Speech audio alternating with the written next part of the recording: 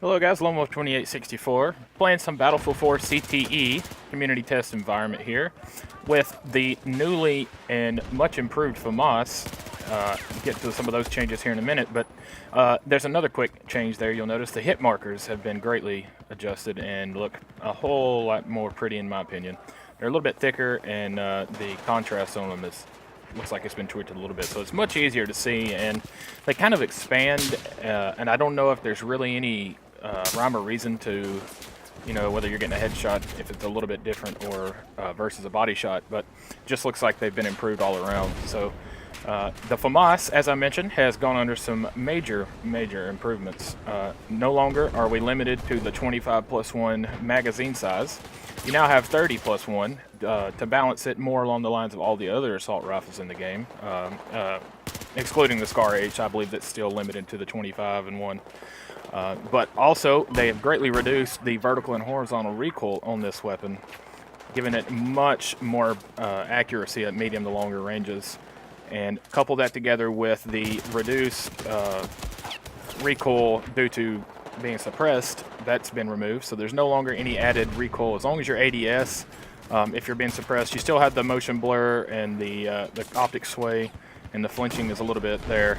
But the added recoil doesn't seem to be there at all anymore, which is great to see for the higher rate of fire weapons. That was one thing that kept me away from them for the most part. So, like I said, that the vertical and horizontal recoil has been reduced, but one other thing that has been reduced is the rate of fire on the Famas. So it has been moved down from 1,000 rounds per minute to 900. And that is due to an issue with the Frostbite engine itself not being able to properly handle 1,000 round per minute weapons.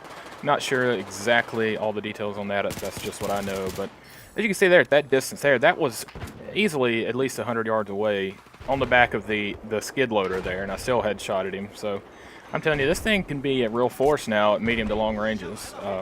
And that revive sound there has been tweaked as well. And it's much more subtle and more pleasing in my opinion. I kind of like that. And they also, one of the changes a while back was if you charge the paddles all the way up, it actually makes a little indication sound letting you know that you have a full charge. So that's really cool. But another big change, the player movement speed has been completely rebuffed back to the Battlefield 3 player movement speed. So a lot quicker, a lot more snappy. If you were a fan of that, as I was, compared to Battlefield 4, you should feel right at home now. It did take me a while to get used to, and I'm still struggling a little bit with it. Just overcompensating, and my accuracy now is being thrown around a little bit just with the added quickness of the movement. Trying to keep on target with running targets. So that's one thing you'll have to get back the hang of. One little thing to keep in mind, though, that I kind of forgot about this is that they have redone the damage model on the weapons now to basically eliminate some of the quickness and the time to kill. All the weapons now take roughly one more bullet to get a kill, and that's just due to the netcode changes and everything, lowering the time to kill much lower than it was. So keep that in mind as well. Some other weapon changes to make note of. The Deagle has gotten a little bit of a nerf that I believe. The bullet velocity has been lowered just a little bit, and I don't know that there's been any changes to the recoil. I'd have to look more into that, but we all knew that there was going to be some kind of a change to that gun. As fun as it was to use, there was probably not going to be much of a variety in the handgun department once everybody got that thing unlocked. So. And I also believe the trigger delay on the Magnum has been removed, so I may go back to checking that thing out. So And if it's been removed on the Magnum, I would have to think it's been removed on all the revolvers. So I may try out my ever beloved Rex from Battlefield 3. If that thing can be anywhere near what it was in Battlefield 3, I may have to go back to that. And there's a nice kill trade, just to remind you that, you know, the netcode, as much as it's been changed, that's one thing that's still in there ever so often, as I get into a little back rage off on these two gentlemen. But this next little bit here, check this out. This has to be 3 of the most oblivious recon players I've ever seen. Now, I know that kind of goes hand in hand with a lot of people when you think about snipers on the hilltop, but here's 3 of them in their natural habitat in the wild. So I get one there with the mounted rocket launcher. 2 more, just, no, I didn't hear nothing, still there. There's the second one. Third guy, he wants some as well, so I'll finish him off for the 3-piece there, but that's a prime example of why you have a mini-map, why you need to check it, and be aware of your surroundings. You know, your 2 teammates just exploded behind you, so it might be a good indication you need to move.